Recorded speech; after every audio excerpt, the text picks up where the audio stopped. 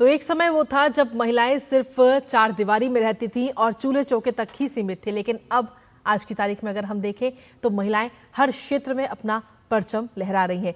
देश की सुरक्षा की अगर हम बात करें तो संसद से लेकर सरहद तक महिलाओं का परचम हम सभी देख रहे हैं कि महिलाएं किस तरीके से अपनी भागीदारी निभा रही हैं। ऑपरेशन सिंदूर में भी महिलाओं का नेतृत्व हम सभी ने देखा है और ऐसे में प्रधानमंत्री नरेंद्र मोदी खास तौर पर आधी आबादी का जिक्र उन्होंने किया और कहा कि इस आधी आबादी को उनका पूरा हक मिलना चाहिए और इसीलिए नारी शक्ति वंदन अधिनियम में संशोधन की बात कही जा रही है और इसके लिए विशेष सत्र का भी आयोजन।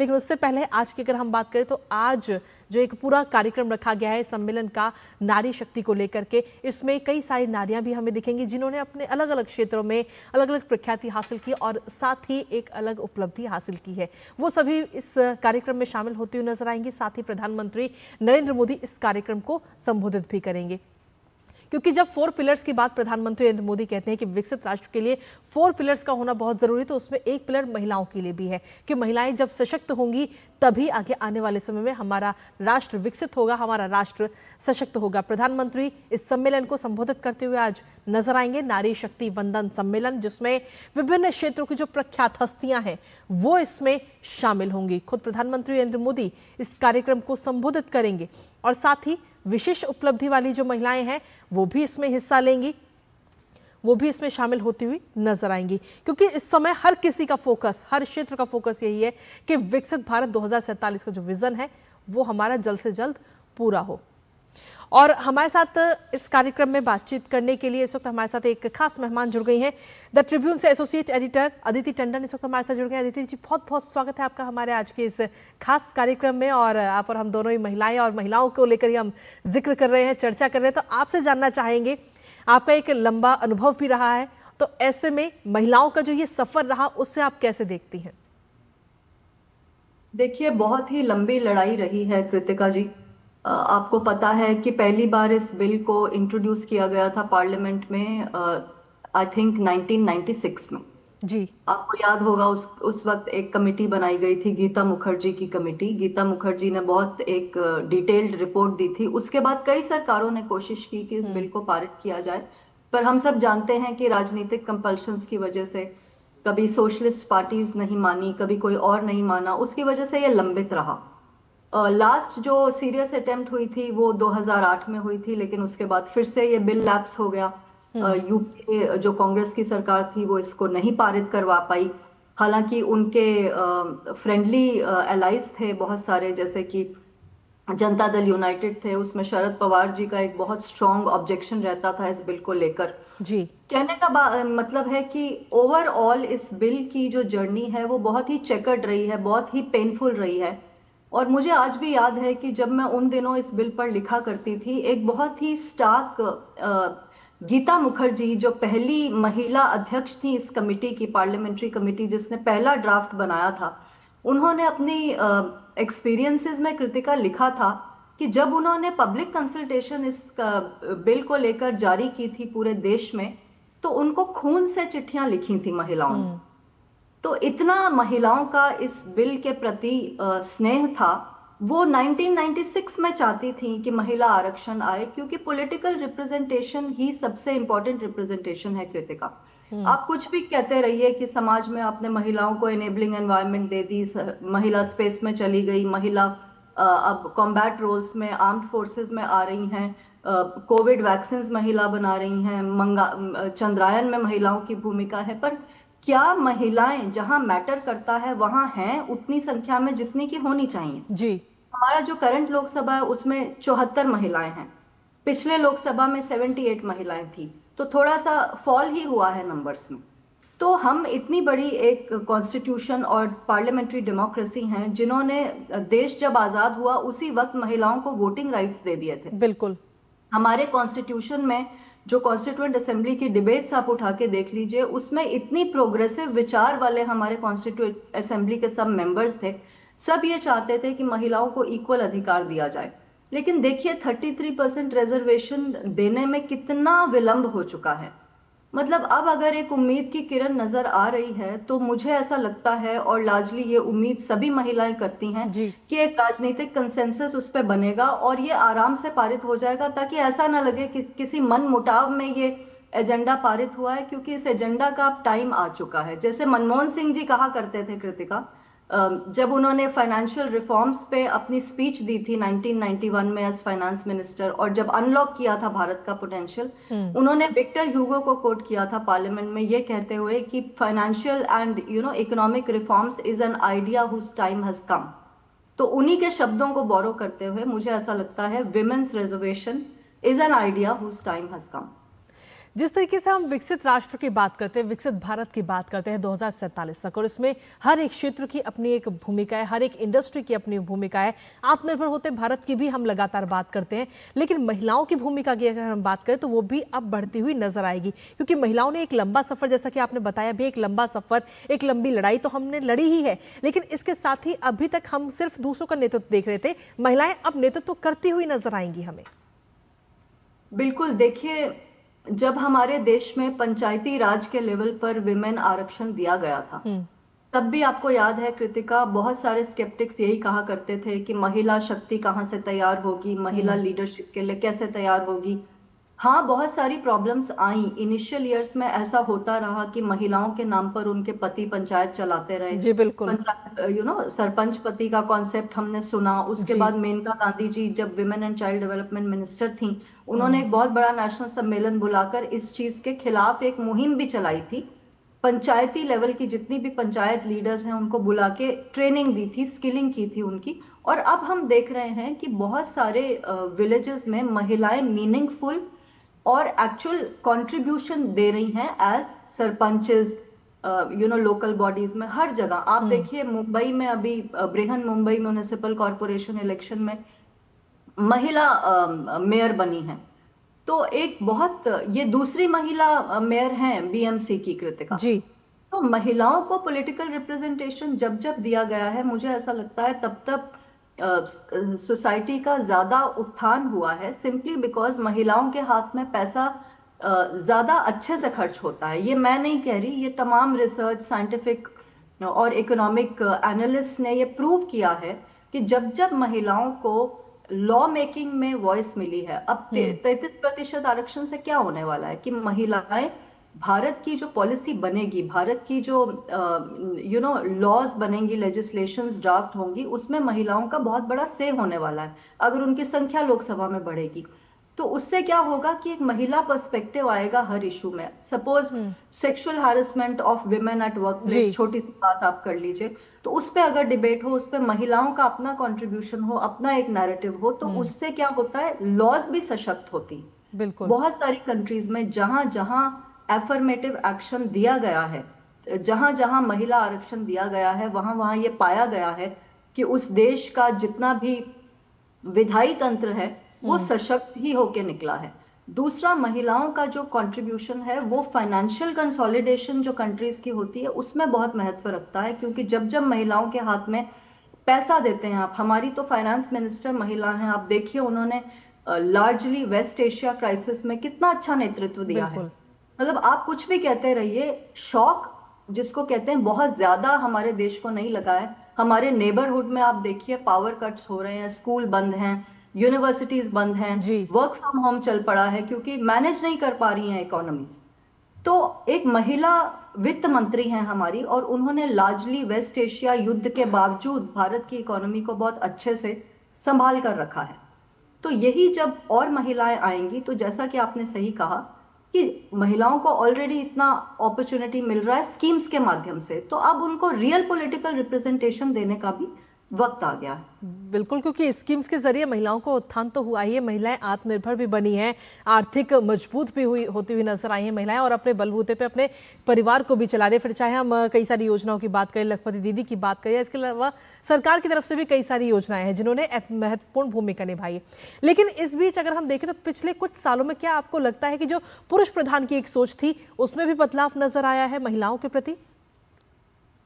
देखिए, सबसे बड़ा बदलाव जो महिलाओं की तरफ अप्रोच में बदलाव दिखाई दिया है, वो तो यही है कि जो पॉलिटिकल विल है विमेन लेड डेवलपमेंट की, वो प्रखर होकर सामने आई है। हमने जब जब प्रधानमंत्री के रेड फोर्ट लाल किला से भाषण सुने हैं, तो उन्होंने हमेशा महिला सशक्तिकरण की बात की है। आप सबसे पहले उनका स्वच्छ भारत अभियान उठा लीजिए। स्वच्छ भारत अभियान की सबसे बड़ी बेनिफिशियरीज कौन है? महिलाएं ही हैं। बिल्कुल। जब आप कहते हैं कि आप टॉयलेट्स बनाइए, जी। एक बहुत छोटी सी बात है, लेकिन एक राजनेता का, जो देश का मुखिया है, उसका लाल किले से ये कहना कि टॉयलेट्स का महत्व एक महिला की लाइफ में क्या है, ये बहुत मायने रखता है। इसको पॉलिटिकल सिंबोलिज्म कहते हैं। हर सरकार चाहती है कि टॉयलेट्स बने, ऐसा नहीं कि पुरानी सरकारों ने कोशिश नहीं की।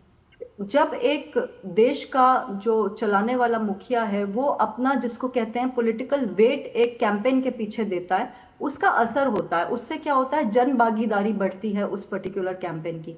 और हमने देखा कि कैसे पूरे देश ने स्वच्छ भारत अभियान को अपना अभियान समझ के लागू किया, और अब लार्जली एक्सेप्टेंस भी बन रही है। नहीं तो पहले हम क्या सुनते थे कृतिका, टॉयलेट बन जाता है लेकिन लोग उसको स्टोर रूम में कन्वर्ट कर देते जी। हैं। मतलब सप्लाई है, डिमांड नहीं है। बिल्कुल। डिमांड कैसे बनेगी? डिमांड बनेगी जब समाज की मानसिकता बदलेगी। मानसिकता बदलने के लिए पॉलिटिकल विल और पॉलिटिकल नैरेटिव्स की इंपॉर्टेंस होती है। इसीलिए इंपॉर्टेंट होता है कि प्रधानमंत्री एक चीज के पीछे अपना वेट दें। सिमिलरली आपको याद होगा कि प्रधानमंत्री ने लाल किले के एक भाषण से कहा था, तमाम परिवारों को कहा था कि अपने बेटों को संस्कार दें ताकि महिला सशक्तिकरण में मदद हो। जब आप अपने बेटों को, जब आप पुरुषों को फैमिलीज में ये समझाएंगे कि महिला का सम्मान एक नेचुरल एथिकल वैल्यू होना चाहिए, वो ऐसी चीज नहीं है कि किसी को पढ़ाई जाए, जी। वो आपकी परिवार के संस्कार में ही होना चाहिए।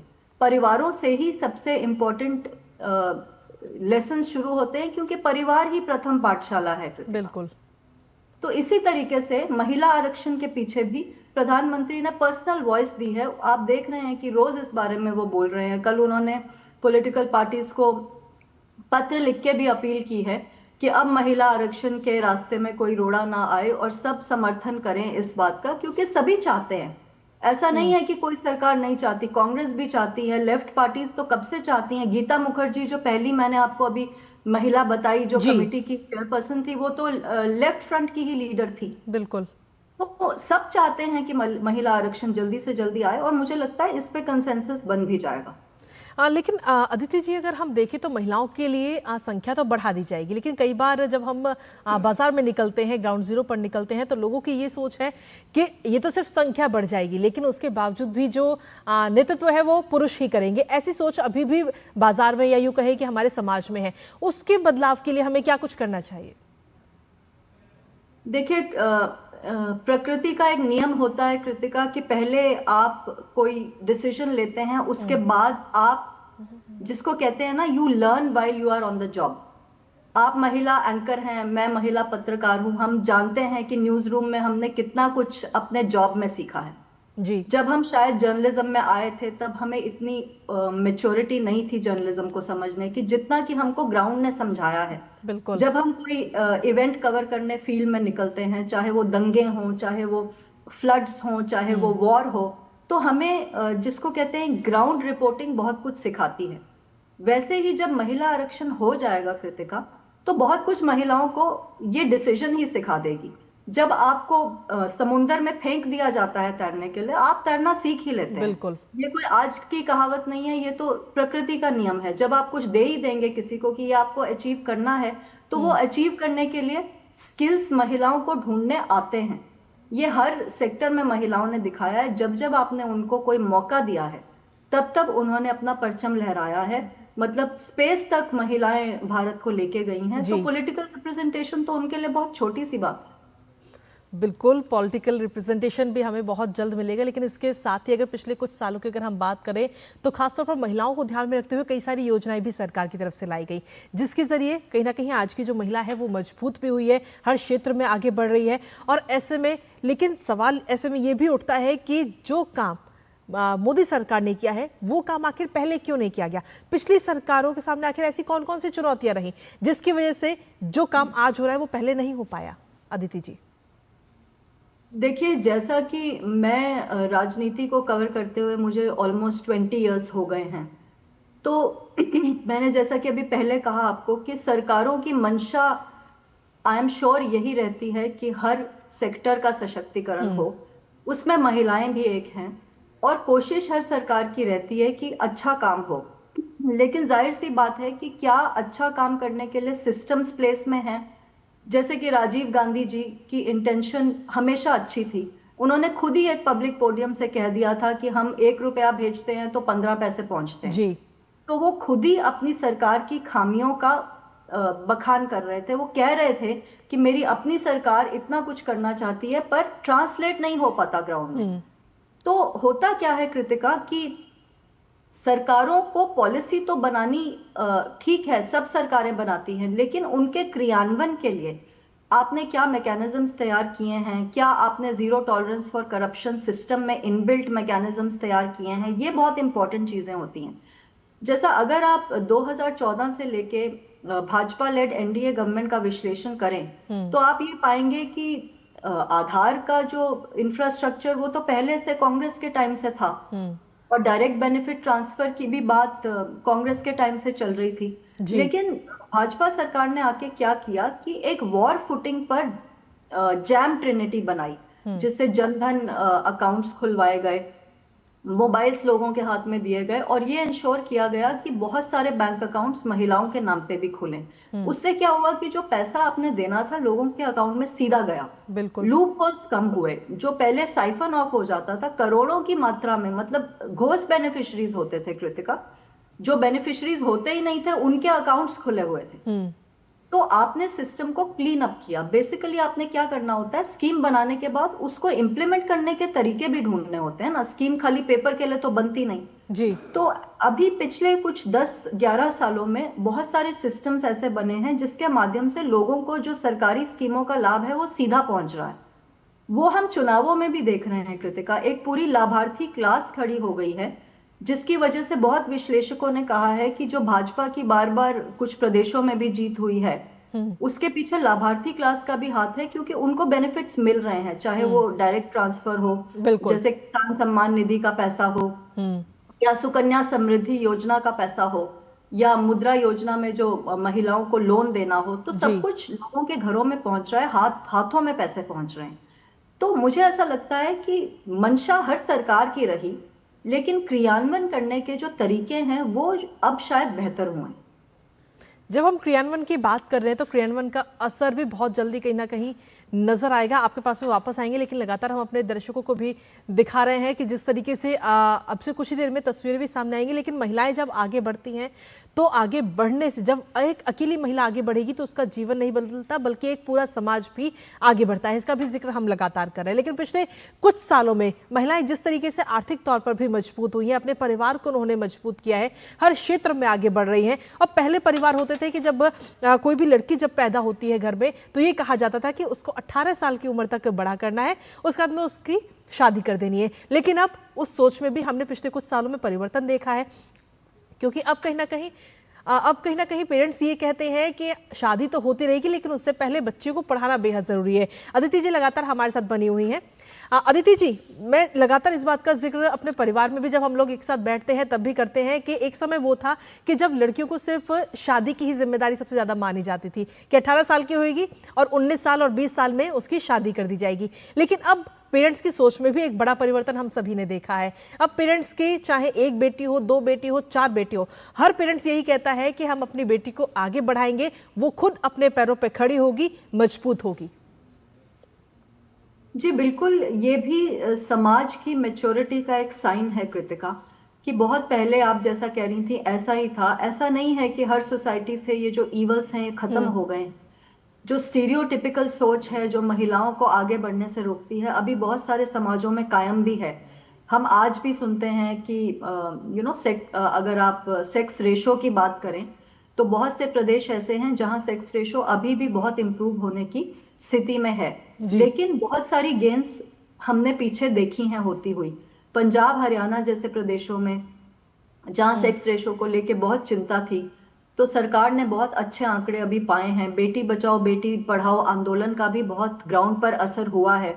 और हमने देखा है कि जो PCPNDT एक्ट है, जो प्री कंसेप्शन और प्री नेटल डायग्नोस्टिक्स एक्ट है, उसमें भी कन्विक्शंस की मात्रा अभी बहुत कम है लेकिन बढ़ी है।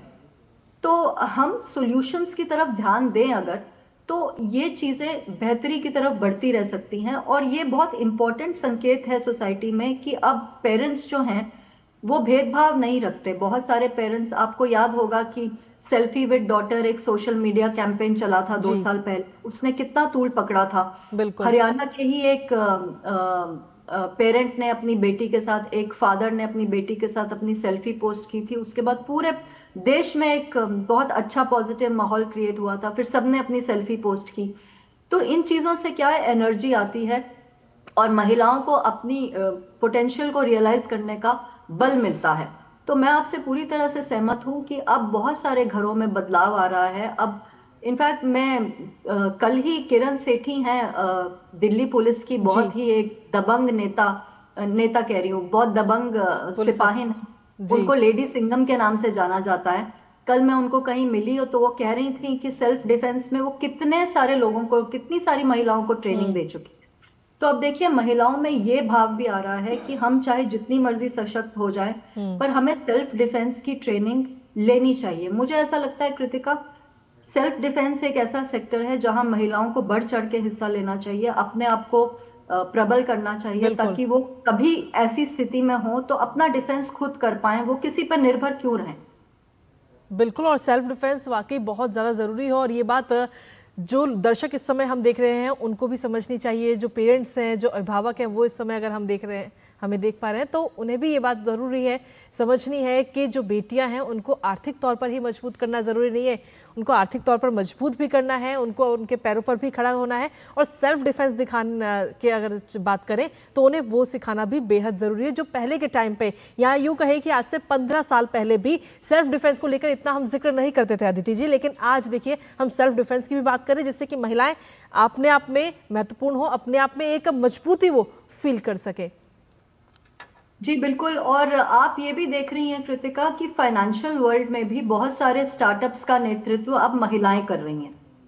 पहले ऐसा माना जाता था कि जो सॉफ्ट सेक्टर्स हैं, जैसे जी। कला है, उसमें कला और फिल्म जगत में महिलाओं ने अपनी पैंठ बहुत पहले बना ली थी। हम्म। लेकिन जो स्टेम सेक्टर्स हैं, जैसे जो स्टेम डिसिप्लिन्स हैं, जी उसमें अगर आप आंकड़े देखेंगे उठा के, तो आप ये पाएंगे कि भारत में प्रोपोर्शनेटली सबसे ज्यादा महिलाएं स्टेम डिसिप्लिन्स हम्म। में हैं। स्टेम से मतलब जो साइंस और टेक्नोलॉजी और मैथ्स के जो डिसिप्लिन्स ठीक है, होते हैं। ठीक है अदिति जी, आपके पास में मैं वापस आऊंगी, लेकिन उससे पहले अपने दर्शकों को हम लगातार बता रहे हैं कि अब से कुछ ही देर में प्रधानमंत्री नरेंद्र मोदी कार्यक्रम में शामिल होने वाले हैं, और उस कार्यक्रम में उनका संबोधन होगा।